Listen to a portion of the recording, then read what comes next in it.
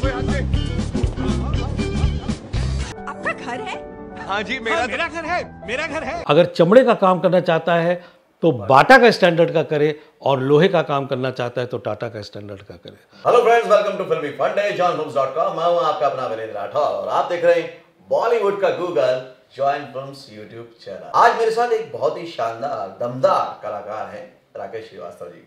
इन्होंने बहुत साल से टीवी इंडस्ट्री में, एड इंडस्ट्री में, फिल्म इंडस्ट्री में काम किया है और इतना काम किया है कि आपको इनके एक एक लाइन से एक एक डायलॉग याद है। तो मिलवा देता हूँ सीधे सीधे Rakesh Srivastava. Welcome to join films sir. बहुत खुशी हुई आपसे मिलके। राकेश जी, ये जब हम काम करने निकलते हैं तो क्या सोच के निकलते हो कि आपका कैरेक्टर एकदम चिपक जाता है ऑडियंस के पास? पहले मैं बताऊं कि मैं लखनऊ से हूं, भारतीय तो नाट्य अकेडमी ड्रामा स्कूल से हूं, वहाँ पढ़ा हूँ, वहाँ पढ़ चुका था। मैंने फिर फिल्म एप्रिसिएशन कोर्स किया FTI से। उस दौरान थिएटर करता रहा। हमारे गुरु हैं पद्मश्री राज बिसारिया साहब। पूरी ट्रेनिंग के दौरान उन्होंने एक ही चीज़ सिखाई, जो मैंने जो कहते हैं ना क्रक्स जिसका है, वो यही है कि आप अभिनय मत करें, आप वो पात्र हो जाएं, जिए उसको, और उसको जिए। तो यही कारण है कि आप मुझे जब भी देखेंगे ना तो आप अलग अलग किरदार में देखेंगे मुझे। आप राकेश श्रीवास्तव को बहुत मुश्किल से कहीं देख पाएंगे, लेकिन जो किरदार मैं कर रहा होता हूँ उसको ही मैं जीने की कोशिश करता हूँ, इसलिए बहुत करीब उस किरदार के हो जाता हूँ मैं। नॉर्मली ये होता है कि जब हमारी पर्सनालिटी का लुक कुछ अलग तरह से होता है, शक्ल सूरत और चीज़ें अलग होती हैं, तो लोग बोलते हैं कि यार जाओ ना फिल्मों में, जाओ ना, जरा कुछ करो, तुम कर सकते हो। लेकिन आपको लगता है कि जो नॉर्मल शक्ल सूरत है यही आपका एसेट बन गया? हाँ, ऐसा है कि मेरे फादर रिजर्व बैंक में थे। 3-4 साल में अलग अलग स्टेट्स में ट्रांसफ़र होता रहता था उनका। तो मैं कई घाट का पानी पी चुका था और लखनऊ का रहने वाला हूँ। तो लखनऊ जब पहुँचा तो ग्रेजुएशन करा था, तो मैंने रेडियो से शुरुआत की थी इन चीज़ों की। और जब मैंने मेरे फादर को समझ में आ गया था कि ये लड़का कुछ अलग ही करने वाला है। तो जब मैं ग्रेजुएशन कर चुका था तो पापा ने बुलाया, बताओ आप करना क्या चाहते? मैंने कहा मैं इस क्षेत्र में काम करना चाहता हूँ। तो उन्होंने कहा ठीक है, अगर इस क्षेत्र में काम करना है तो प्रॉपर ट्रेनिंग लेके जाओ, क्योंकि उस शहर में तुम्हारे पिताजी के अलावा तुम्हें और कोई नहीं जानता है। तो भारतीय नाट्य अकेडमी लखनऊ, वहाँ उन्हीं के कहने पे मैं गया। जब मैंने ड्रामा स्कूल ज्वाइन किया तो जो बात आपने अभी कही, मेरे आधे ख़ानदान वालों ने मुझे बेदखल कर दिया। मेरे पिताजी का नाम हरीश चंद्र श्रीवास्तव, स्वर्गीय। तो हरीश बाबू का लड़का जो है नौटंकी करेगा, भड़ैती करेगा, नचनिया बनेगा, इस तरीके की बातें कही जाने लगी। क्यों? कौन से शक्ल सूरत कद काठी से ये एक्टर, और लगता है क्योंकि उस समय तो जो देखने में अच्छा हो, चॉकलेटी हो, उसी को लोग कहते थे। लेकिन मेरे पेरेंट्स ने मेरा साथ दिया और मैं जिस फील्ड में आना चाहता था उन्होंने मुझे उसके लिए एनकरेज किया, और इस वजह से आज मैं आपके साथ इस कुर्सी पर बैठा हूँ। तो जिन्होंने बेदखल किया था उन्होंने कितनी बार आपके साथ सेल्फी खिंचवाई? हाँ, ये अगला सवाल है। ऐसा है कि अब मैं जब भी लखनऊ जाता हूँ तो एयरपोर्ट पे वही लेने आते हैं। कहते यार राकेश घर चलो ना। लोग मानते ही नहीं हैं कि तुम मेरे भतीजे हो, तुम मेरे भांजे हो, और मैं उनके साथ नहीं जाता हूँ। नहीं जाता, क्योंकि अब बारी हमारी है। हाँ, हमारी बारी। क्यों? क्योंकि जब आप अपने जीवन में उस स्टेज पे होते हैं जहाँ आपको आपके लोगों के सहारे की ज़रूरत होती है, तो जिन लोगों ने आपको सहारा दिया होता है ना, वही लोग आपके लिए, आपका वो आशीर्वाद होता है उनका। तो उन्हीं के साथ रहो, जीवन उन्हीं के साथ गुजारो, तभी आप फलोगे फूलोगे। राकेश जी, एक बात मेरे को आपसे पर्सनली बहुत दिनों से पूछनी थी। जब भी मैं आपको स्क्रीन पर देखता था, काम करते हुए देखता था, उसमें शिद्दत नज़र आती थी। जो आपने कहा कि आप किरदार में चले जाते हैं और किरदार को अपना लेते हैं, ये एक एक्टर की जो एक मंशा होती है वो सालों साल तक मेंटेन कैसे रखी आपने? क्योंकि कहीं ना कहीं एग्जॉस्शन आ जाता है, सैचुरेशन आ जाता है। उसके लिए दो चीज़ें बहुत ज़रूरी हैं। एक, अगेन मैं अपने पापा के बारे में कहूँगा कि जब मैंने ड्रामा स्कूल ज्वाइन कर लिया, 2-3 महीने हो गए और हमारे पिताजी को भी वो सब सुनना पड़ा जो मुझे सुनना पड़ा था। तो एक दिन डाइनिंग टेबल पर पापा ऐसे हम लोग बैठे थे, खाना खा रहे थे, तो पापा ने मुझसे कहा कि अब तुम उस फील्ड में आ गए जिस फील्ड में तुम जाना चाहते थे। मैंने कहा हाँ, आ गया। तो बेटा, मैंने कभी नहीं चाहा था कि मेरा बेटा जो है वो डॉक्टर बने, इंजीनियर बने, IAS ऑफिसर बने। हालांकि मेरे ख़ानदान में सब वही हैं। मैंने अगर वैसे देखा जाए उस ज़माने में मैं मलमल में टाट का पैबंद था, आज उल्टा हो गया है उन लोगों की नज़र में। तो पापा ने मुझसे 2 बातें कही थी कि देखो बेटा, मैं ये चाहता था कि मेरा बेटा जिस भी फील्ड में काम करे, अगर चमड़े का काम करना चाहता है तो बाटा का स्टैंडर्ड का करे, और लोहे का काम करना चाहता है तो टाटा का स्टैंडर्ड का करे। मैं तुमसे जीवन भर एक ही चीज़ चाहता हूँ कि उस स्टैंडर्ड को बना के रखना। तो जो आपने अभी सवाल किया ना मुझसे, मैं अपने पापा के इस बात को हमेशा अपने जहन में रखता हूँ, ताकि उनकी जो एक इच्छा थी और उन्होंने जो कहा था वो स्टैंडर्ड में हमेशा बना के रखूँ। क्या बात। यही चीज़ हमारे गुरुजी ने भी मुझे सिखाया था, पद्मश्री राज बिसारिया साहब ने, कि राकेश, अगर तुम एक क्लीन स्लेट की तरह रहोगे जीवन में, तो जो भी किरदार मिलेगा ना उसका रंग भरोगे तो वो किरदार निखरेगा और तुम अलग अलग किरदार में लोगों को नज़र आओगे, तभी तुम्हारा वो जो स्टैंडर्ड है ना वो बन पाएगा। बहुत बार राकेश जी ऐसा होता है, जितना बात कर रहा हूँ उतना और बात करने का मन कर रहा है मेरे अंदर से, कि जब एक्टर होता है उसकी अपनी ख्वाहिशें होती है, अपने गोल सेटेड होते हैं कि मुझे ये करना है, इस लेवल का सिनेमा करना है, इस लेवल का एक्टर बनना है, और कई बार चीज़ें अपनी स्पीड से भी होती हैं, है ना। लेकिन जब ये सब चल रहा होता है तो एक कमर्शियल एंगल और एक आर्टिस्टिक एंगल के बीच में जो क्लैश होता है उसको आप कैसे मेंटेन करते हो? मेरा ये मानना है कि मैं एक अगर एक्टर हूँ तो मैं टेलीविज़न भी करूँ, सिनेमा भी करूँ, एड फिल्म्स भी करूँ, कॉरपोरेट फिल्म्स भी करूँ, जहाँ मुझे काम मिले मैं काम करूँ। अब ये आपके ऊपर है कि आप उसे कमर्शियल समझते हैं या आर्टिस्टिक समझते हैं। अभिनय तो मैं हर जगह वही करूँगा, इसलिए मेरी नज़र में कमर्शियल और आर्टिस्ट अलग अलग कुछ नहीं है। अभिनय अभिनय है, आप मुझसे जहाँ भी करवा लें। ओके, ये सवाल मेरा इसलिए भी ज़रूरी था क्योंकि जितने भी नए लोग आना चाहते हैं इस इंडस्ट्री में वो कमर्शियल को पहले सोच के आते हैं। मैं उन लोगों, मतलब मेरी सोच जो है, मैंने कहा ना, आप अभिनय सोचो ना, कमर्शियल और आर्ट और पैरेलल्स, आप कौन हो? अभी तो आप पैदा नहीं हुए हो as an actor. As an actor, तो आप ये सोचने की मतलब आपकी हैसियत ही नहीं है मेरी नज़र में। मैंने कहा ना, आपके अंदर वो जुनून होना चाहिए और हमेशा उस जुनून में आपके अंदर ये भावना होनी चाहिए कि मैं तैयारी करता रहूं, कैसे मैं अपना बेस्ट दे सकूं, वो ज़्यादा ज़रूरी है। तो ऐसा क्या बेस्ट है राकेश श्रीवास्तव में जो अभी तक आना बाकी है? नहीं, देखिए, वो एक बहुत ही ख़तरनाक चीज़ आप पूछते हैं हमने, क्योंकि होता क्या कि राकेश श्रीवास्तव ने एक बात कही ना कि जो भी किरदार उसे दिया जाता है उसे वो 100% जीने की कोशिश करता है, तो हर किरदार उसका बेस्ट है उस नज़र में, ठीक है। लेकिन क्या होता है ना, एक सवाल उसका मतलब भाग ए, उसमें ये है कि हर एक्टर की तमन्ना होती कि मैं इस किस्म का किरदार कभी करूं, तो मेरी तमन्ना थी कि मैं कभी बायोग्राफिकल कैरेक्टर मिले तो मैं करूं।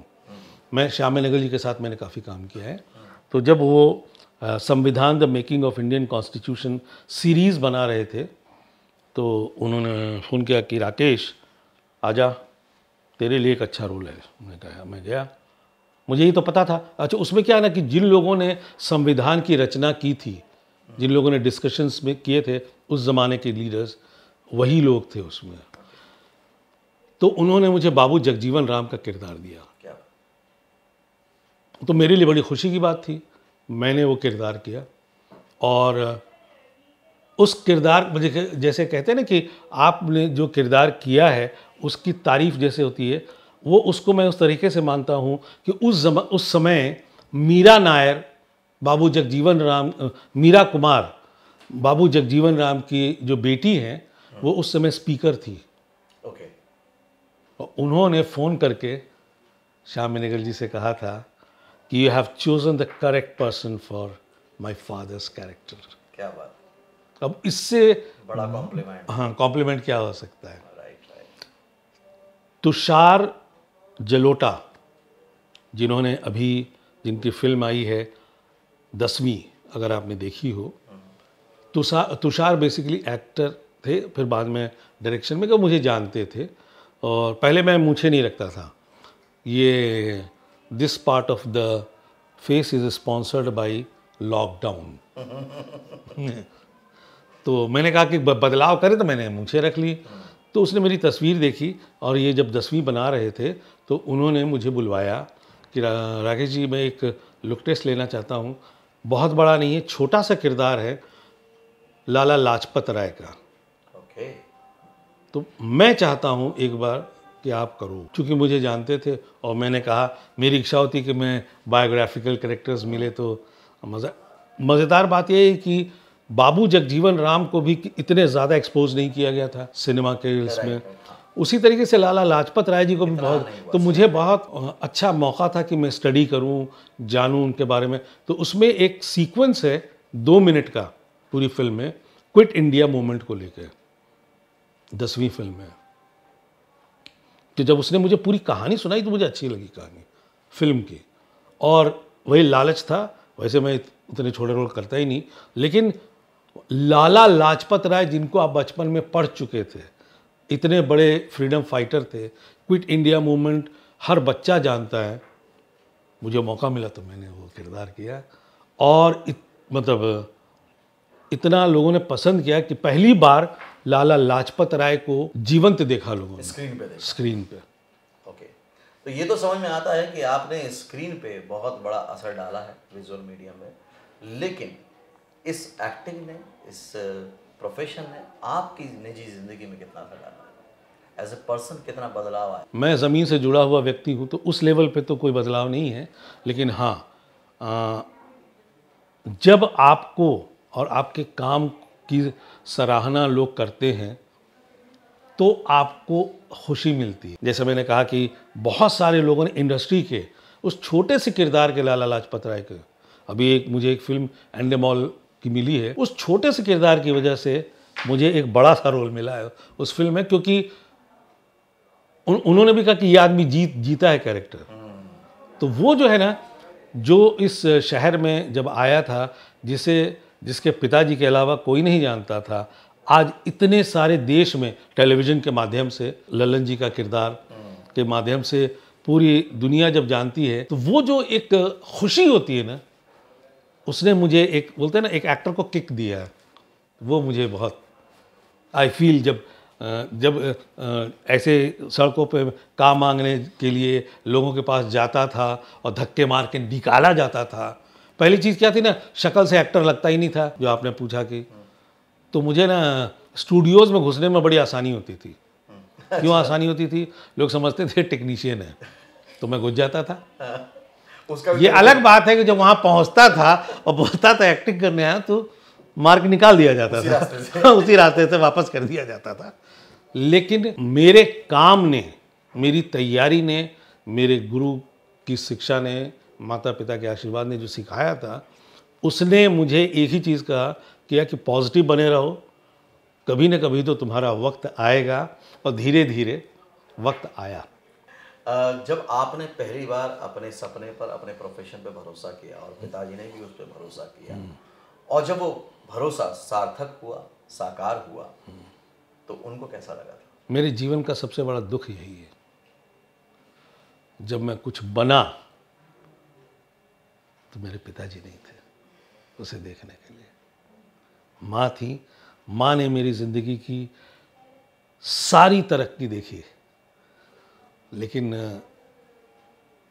जिन्होंने मुझे सहारा दिया, मेरे पापा ने अपना ट्रांसफ़र बाद में करा लिया मुंबई। अच्छा। कि लड़के को तकलीफ़ ना हो, ये हो, लेकिन जब मैं कुछ बना तो पिताजी नहीं थे। ये एक होता है ना, आपके जीवन में कुछ चीज़ें ऐसी होती हैं जो कि रह जाती हैं अधूरी, लेकिन हाँ मुझे पता है वो देख रहे हो वहाँ से ज़रूर देख रहे हैं। और अब देखते देखते हम पहुंच गए हैं देहाती डिस्को पे, जहाँ पे आपके किरदार की बड़ी तारीफ हो रही है। ये फिल्म कितनी खास है, कितनी अलग है आपके लिए? मेरे लिए उससे बड़ी बात यह है, मैं कहूँगा हिंदुस्तान के लिए बड़ी चीज़ है वो फिल्म अपने आप में। क्यों? क्योंकि जिस किस्म की फिल्में आजकल बन रही हैं ना, वो बहुत लार्जर देन लाइफ हो गई हैं। दूसरी चीज़, वहाँ पे कहीं ना कहीं आपका समाज, आपकी संस्कृति जो है ना, वो मिस होती है। इस फिल्म में जो एक बात कही गई है कि हाँ ठीक है, आप बाहर की चीज़ों को अपनाओ, बाहर की चीज़, लेकिन अपने ज़मीन को मत छोड़ो। अपने कल्चर को, अपनी संस्कृति को, अपनी नाट्य विधा को, अपने नृत्य विधा को मत छोड़ो। इस पर एम्फसाइज किया गया है। तो ये फिल्म ही अपने आप में बहुत बड़ी चीज़ है। इस तरीके की फिल्म के बारे में आज सोचना, मैं तो कहूँगा कि रिस्क है इस तरीके की सोच लेके चलना। लेकिन हमारे डायरेक्टर मनोज शर्मा जी ने और गणेश आचार्य जी ने, मास्टर जी ने, जिस तरीके से हमारी पूरी टीम ने इस फिल्म के लिए मेहनत की है ना, इसी भावना को लेके की है कि हमारे देश की मिट्टी की खुशबू आए, सब ने मिलकर किए। वो खुशबू आपको इस फिल्म में देखने को मिलेगी। मतलब देहाती भी मिलेगा और डिस्को भी मिलेगा। जी बिल्कुल। Thank you Rakesh ji, thank you very much. बहुत अच्छा लगा आपसे बातें करके। और मैं जब भी आपसे मिलता हूँ या आपको स्क्रीन पे देखता हूँ, तो मैं उन एक्टर्स में आपको देखता हूँ वाकई जो बहुत अच्छी फैंटेसी को भी रियलिस्टिक वे में पेश कर पाते हैं। ये मेरा अपना ऑब्जर्वेशन है कि वो कैरेक्टर्स को इतने अच्छे से जीते हैं। तो राकेश जी के आज के वीडियो से आपने बहुत कुछ सीखा होगा, समझा होगा। हमेशा की तरह कंक्लूड कर देता हूँ। पहली बात यह है कि जब भी इस फील्ड में आना है तो सिर्फ सपने देख के नहीं आना है, बल्कि उस सपनों को पूरा करने की तैयारी भी होनी चाहिए। मैं यहाँ पे कुछ और कहना चाहता हूँ। इतने साल के तजुर्बे के बाद मैं कुछ चीज़ें ऐड करता हूँ हमेशा जब भी मैं इस तरीके की बात करता हूँ, क्योंकि ये ज़रूरी नहीं है कि आप सपने न देखें। आप सपने देखें, पहले अपने आप को तलाशो, फिर तराशो, तराशने के बाद अपने आप को उस प्रोफेशन में लेके आओ, जो तैयारी जो आपने की। ठीक है ना? पहले खुद को तलाशो, फिर तराशो, फिर दुनिया के सामने परोसो। हाँ, परोसो, तभी कुछ होगा। तभी लोग खा पाएंगे तभी लोग खा आपके विजुअल को। राइट। और भी बहुत कुछ सीखने को मिला कि अगर आप पे सिर्फ आपके पिता का भरोसा हो, उनका आशीर्वाद हो, आपके गुरु का आशीर्वाद हो, तो सब कुछ मुमकिन है। आपकी आउटर पर्सनालिटी कैसी दिखती है वो ज़्यादा मायने नहीं रखता, आपने अपनी इनर पर्सनालिटी को कितना तैयार किया है वो ज़्यादा मायने रखता है। जी। बहुत ज़रूरी है अपने आप को क्लीन स्लेट रखें ताकि आप किसी भी किरदार में ढल पाएँ। ये बहुत ज़रूरी है। बहुत कुछ जानना जितना ज़्यादा ज़रूरी है, हर किरदार के लिए उतना खालीपन भी उतना है। आप अपने पिता से क्या सीखते हैं, अपने गुरु से क्या सीखते हैं, मुझे कमेंट करके ज़रूर बताइएगा। आज का वीडियो पूरी तरह से एक गुरु की तरह ही उन्होंने आपको गाइड किया। आपने क्या सीखा, क्या समझा, मुझे ज़रूर बताइएगा, मुझे अच्छा लगेगा। वीडियो अच्छा लगा है तो उसको लाइक कीजिए, शेयर कीजिए। अगले वीडियो में फिर से मिलता हूँ, तब तक देखते रहिए, सीखते रहिए, जमे रहिए। All the very best. Hello friends, film celebrity और जॉइन फिल्म्स मेंटोर्स की एक्टर मास्टर क्लासेस देखने के लिए डाउनलोड कीजिए जॉइन फिल्म्स ऐप।